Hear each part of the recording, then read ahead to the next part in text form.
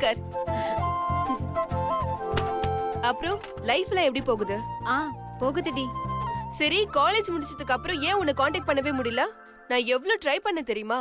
நம்ம ஃப்ரெண்ட்ஸ் எல்லாருக்குமே ஃபோன் பண்ணி விசாரிச்சிட்டேன்.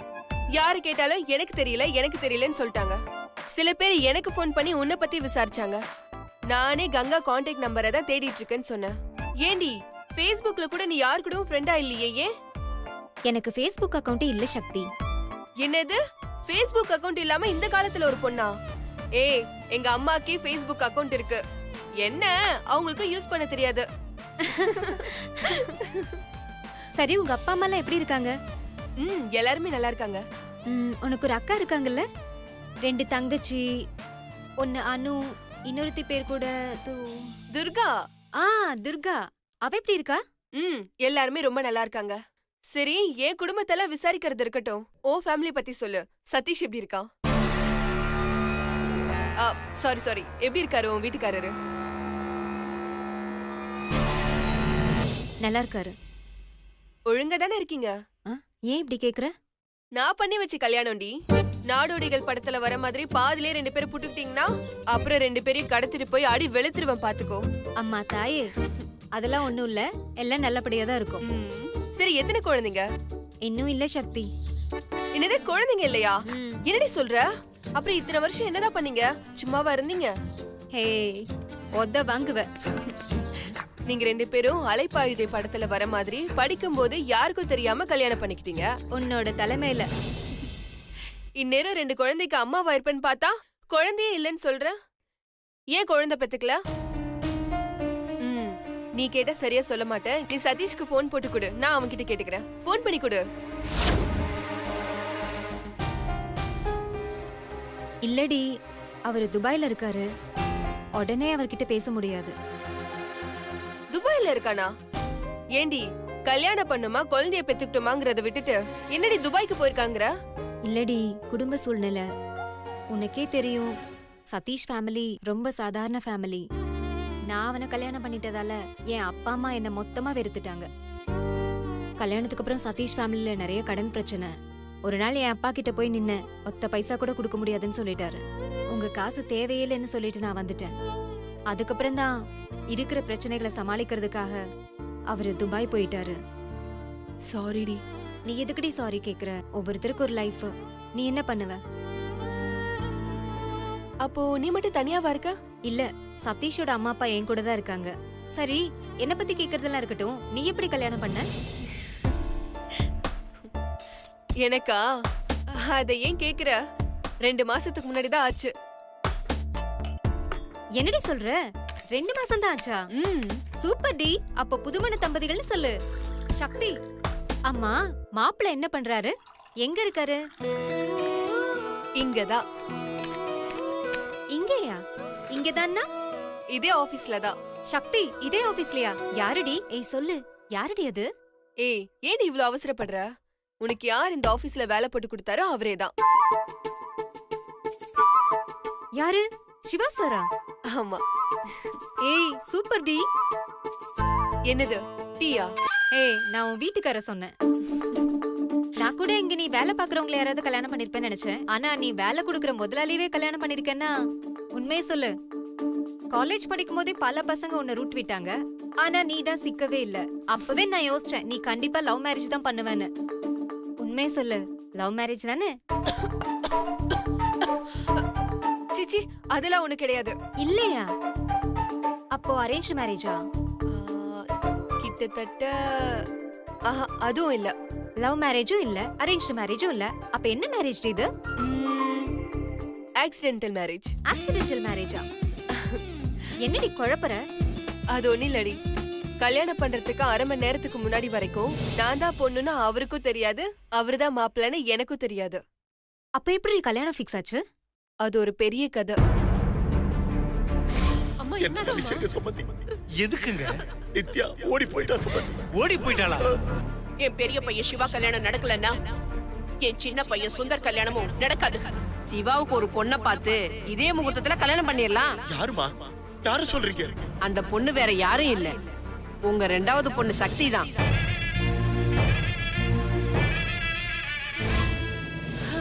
இப்படிதாண்டி என் கல்யாணம் நடந்துச்சு. அதனாலதான் ஆக்சிடென்டல் மேரேஜ்னு சொன்னேன். என்னடி சொல்ற? உன் அக்கா கல்யாணம் நடக்கிறதுக்காக நீ உன் வாழ்க்கையை தியாகம் பண்ணியா? ஏண்டி? எங்க அக்காவுக்கு நான் பண்ணாம வேற யாரடி பண்ணுவா? பாவுண்டி எங்க அக்கா. பல போராட்டத்துக்கு அப்புறம் தான் லவ் பண்ண பையனை கல்யாணம் பண்ண போற நேரத்துல இப்படி ஆயிடுச்சு. எனக்கும் என்ன பண்றதுன்னு தெரியல. சரி பாத்துக்கலான்னு கல்யாணத்துக்கு சம்மதம் சொல்லிட்டேன். சரி, கல்யாணத்துக்கு அப்புறம் நீங்க 2 பேரும் சந்தோஷமா தானே இருக்கீங்க? ஆ பின்ன அவரை மாதிரி ஒரு ஆளை பார்க்கவே முடியாது. Super person.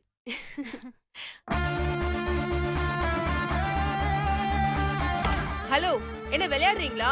எவ்வளவு நேரம் உங்களுக்கு நான் எக்ஸ்பிளைன் பண்றது? என்னாச்சு இவளுக்கு? ஒரு தடவை சொன்னா புரிஞ்சுக்கணும். முதல் நாள் அதுவுமா வேலையை பாருங்க. அதை விட்டுட்டு இப்படி கண்டதை யோசிச்சுட்டு இருக்காதீங்க. சரி, உங்களுக்கு என்ன வேலைனாவது தெரியுமா?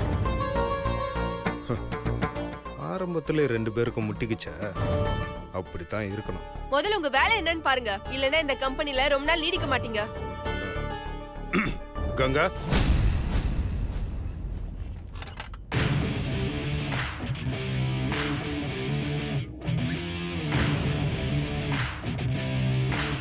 சொல்லுங்க சார். சொல்றேன். உங்ககிட்ட ஒரு ஃபைல் கொடுத்தேன்ல, அதுல இருக்கிற பேப்பர்ஸ்லாம் எடுத்துட்டு என் கேபினுக்கு வா. ஒரு மெயில் அனுப்பணும். Okay sir. ஏய், நீ என்ன பண்றீங்க?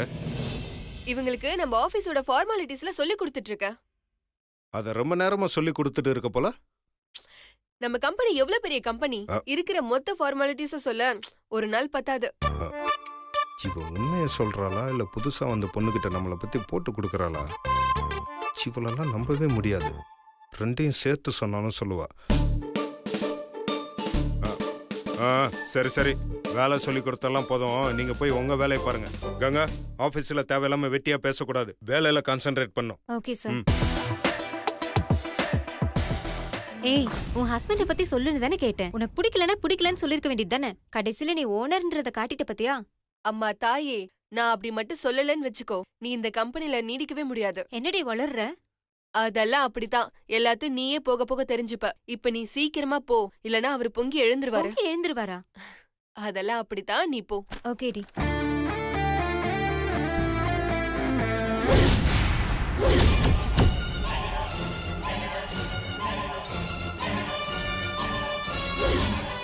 விட்டுருங்க சார். என்ன சார்? வேண்டாம் சார்.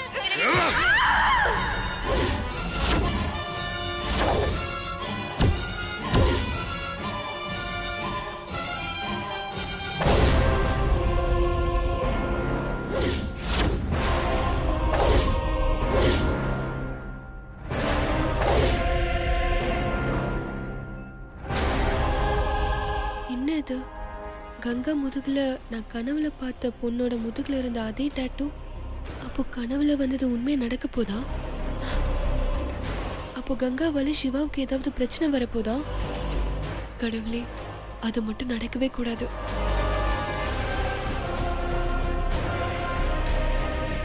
சாச்சா, கங்காவும் நல்லவ, அவரும் நல்லவரு. கண்டிப்பா அப்படிலாம் நடக்காது.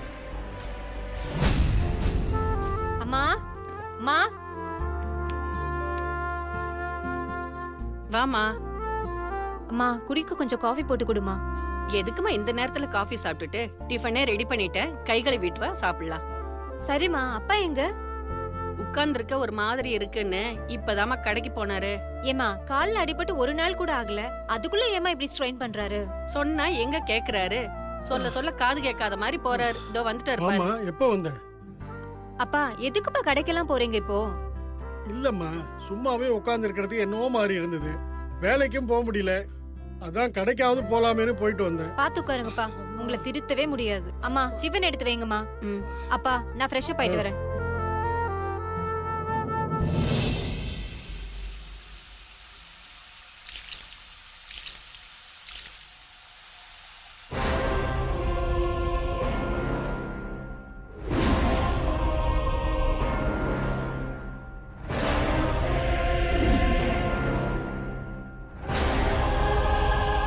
நான் கனவுல பார்த்த பொண்ணோட முதுகுல இருந்த அதே டாட்டூ இன்னைக்கு கங்கா முதுகுலையும் இருக்கு. ஒருவேளை நான் கனவுல கண்ட பொண்ணு கங்காவா இருக்குமோ? நான் கனவுல கண்ட மாதிரி கங்காவால பிரச்சனை வரப்போதோ? என்ன பண்ணலாம்?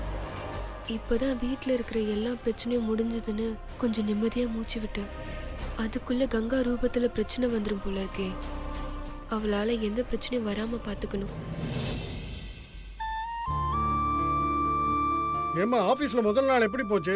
நல்லா போச்சுப்பா. சிவா தம்பியை பாத்தியாம்மா? அவர் தான்ப்பா என்ன பிக்கப் பண்ணிட்டு போனாரு. ஏம்மா அவர் யாரையோ அனுப்புறேன்னு சொன்னாருன்னு சொன்ன.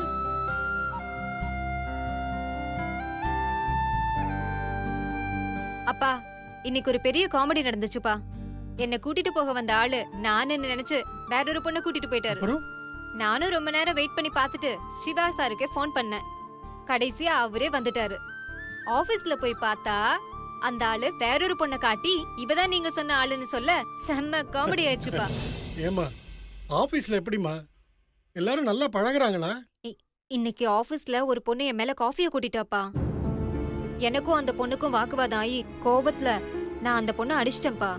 ஐயோ, ஏம்மா அப்படி பண்ண? ரொம்ப திமிரா பேசினாப்பா, அதான் அவளை அடிச்சேன். அவ வேற யாரும் இல்லப்பா, என் கூட படிச்சாலே சக்தி, அவளோட தங்கச்சி தான். சக்தியா? சக்தியும் அதே கம்பெனில தான் ஒர்க் பண்றா. சக்தியா? ஆ எந்த சக்தி? அதான்ப்பா, எனக்கும் சதீஷ்க்கும் கல்யாணம் பண்ணி வச்சாலே அந்த சக்தி. ஓஹோ, உன் கூட படிச்ச பொண்ணு? அவளே தான்ப்பா. இப்ப அந்த பொண்ணு என்னம்மா பண்றா? அவதான்ப்பா அந்த கம்பெனிக்கு எம்டி. எம்டின்னா? இங்க வந்தாரே சிவா சார், அவரோட ஒய்ஃப்பா. ஓ அப்படியா? அப்ப உனக்கு எந்த பிரச்சனையும் இல்லைன்னு சொல்லு. ஆமாமா, சிவா சாரும் சக்தியும் தான் அந்த ஆபீஸ பாத்துக்கறாங்க. அப்புறம் கார்த்திக்னு ஒருத்தர் அங்க பார்ட்னரா இருக்காரு, அவராலையும் எந்த பிரச்சனையும் இல்ல. சக்தி தாமா அங்க எல்லாமே. சக்திக்கு அந்த ஆபீஸ்ல ரொம்ப நல்ல மரியாதை. அம்மாடி, அந்த சக்திக்கு ஒரு ஃபோன் பண்ணி கொடுமா, நான் பேசுறேன். சரிப்பா.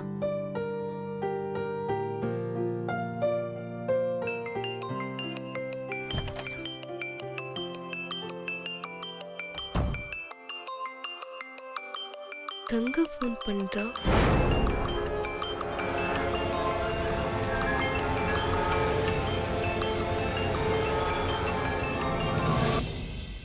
சொல்லுடி. அப்பா பேசணும்னு சொன்னாரு. ஓ அப்பாவா? இல்ல, சதீஷோட அப்பா. ஓ காலையில சொன்னல, சரி கொடு. ம். அப்பா, அம்மாடி சக்தி, எப்படிம்மா இருக்க? நல்லா இருக்கேன்ப்பா. நீங்க எப்படி இருக்கீங்க? நான் நல்லா இருக்கேம்மா.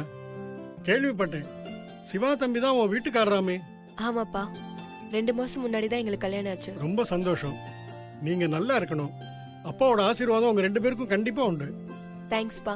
தம்பியை நேத்துக்கு தான்மா பார்த்தேன். ஆனா பல நாள் பார்த்து பழகின மாதிரி ரொம்ப நல்லா பழகுறாரு. ஆமாப்பா, அவர் எப்பவுமே அப்படிதான் பழகுவாரு. அம்மா, ஃப்ரீயா இருக்கும்போது வீட்டுக்கு வாயேன், ஒன்னு பார்க்கணும் போல இருக்கு. கண்டிப்பாப்பா. அப்புறம் அம்மா எப்படி இருக்காங்க? நல்லா இருக்கம்மா. ம். அப்பா, சதீஷ் ஃபோன் பண்ண நான் விசாரிச்சேன்னு சொல்லுங்க.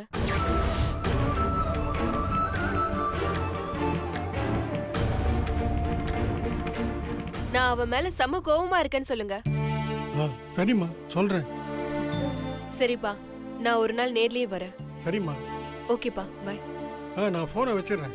கங்கா, ஏம்மா சதீஷ பத்தி நீ எதுவுமே சொல்லலையா? இல்லப்பா, சேர்ந்த முதல் நாளே இதெல்லாம் எதுக்கு சொல்லணும்னு அவரு துபாய் போயிருக்காருன்னு சொல்லிட்டேன். சரிம்மா, வா சாப்பிடலாம். இல்லம்மா, எனக்கு இப்ப பசி இல்ல, நீங்க போங்க, நான் வரேன். ஏம்மா சதீஷோட ஞாபகம் வந்துருச்சா? அதெல்லாம் இல்லப்பா, நீங்க போங்க, நான் பின்னால வரேன்.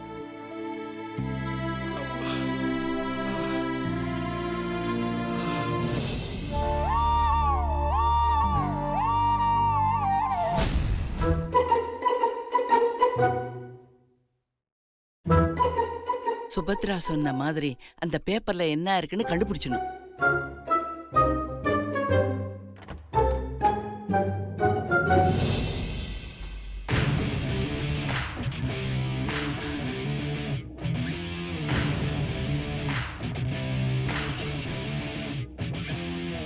இந்த பையன் மட்டும் ஆடாம அசையாம அங்கேயே உட்கார்ந்துட்டு இருக்கானே, இவனை எப்படி வெளியில அனுப்புறது?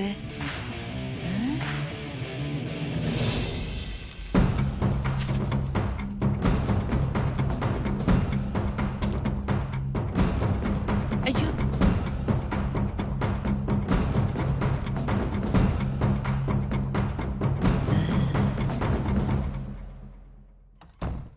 அப்பாடா, எந்திரிச்சு போயிட்டான்.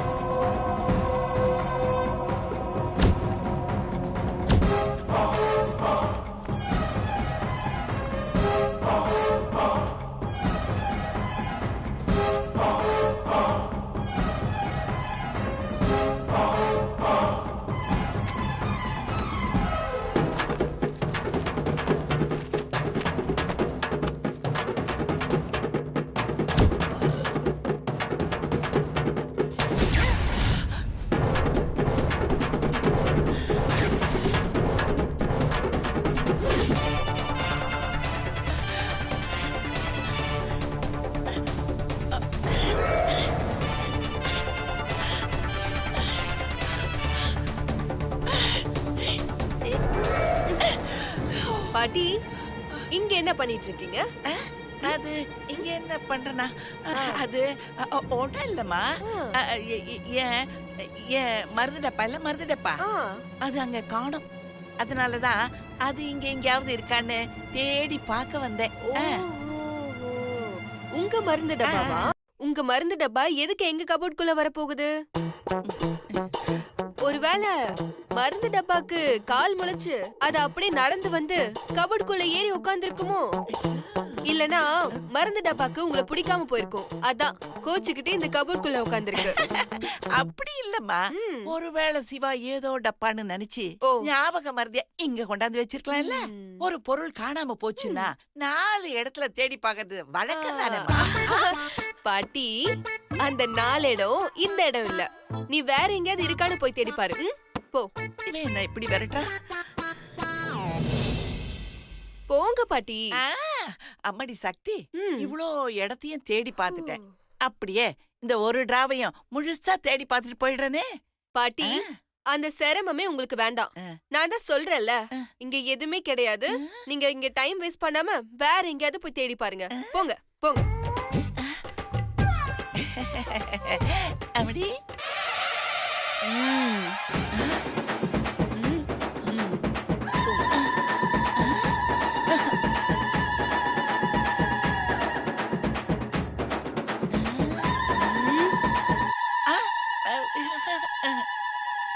அது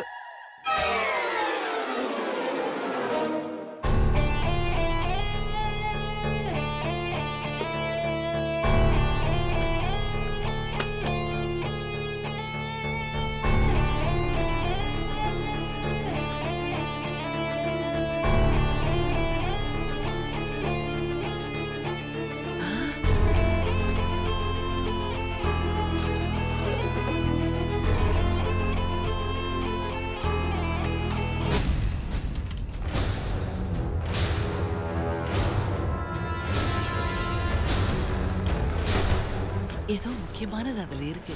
அதான் பத்திரப்படுத்தா. என்னமோ சுபத்ரா, சுபத்ரா, நான் கண்டுபிடிச்சிட்டேன். என்னம்மா என்ன இருந்துச்சு அதுல? ஏதோ இருக்குன்னு கண்டுபிடிச்சிட்டேன். ஆனா என்ன இருக்குன்னு தான் கண்டுபிடிக்க முடியல. அட போமா நீ வேற. அட சுபத்ரா, இருமா. எல்லாத்துலயும் உனக்கு அவசரம். நான் என்ன சொல்ல வரேன்னு முதல்ல கேட்டுட்டேன், அப்புறமா போ. ம்.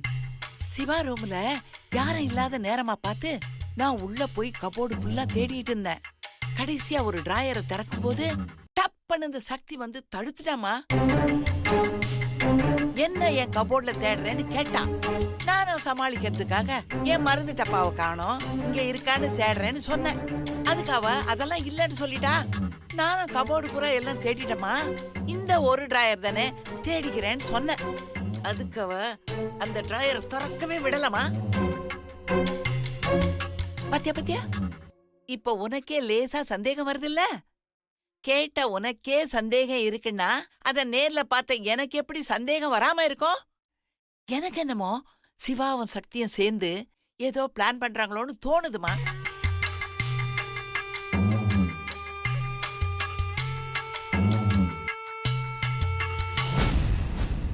அம்மா, ஒருவேளை சிவாவும் சக்தியும் சேர்ந்து வாழ பிடிக்காம டிவோர்ஸ்க்கு அப்ளை பண்ணியிருந்தா? முதல்ல அந்த டிராயர்ல என்ன இருக்குன்னு பார்க்கணும்.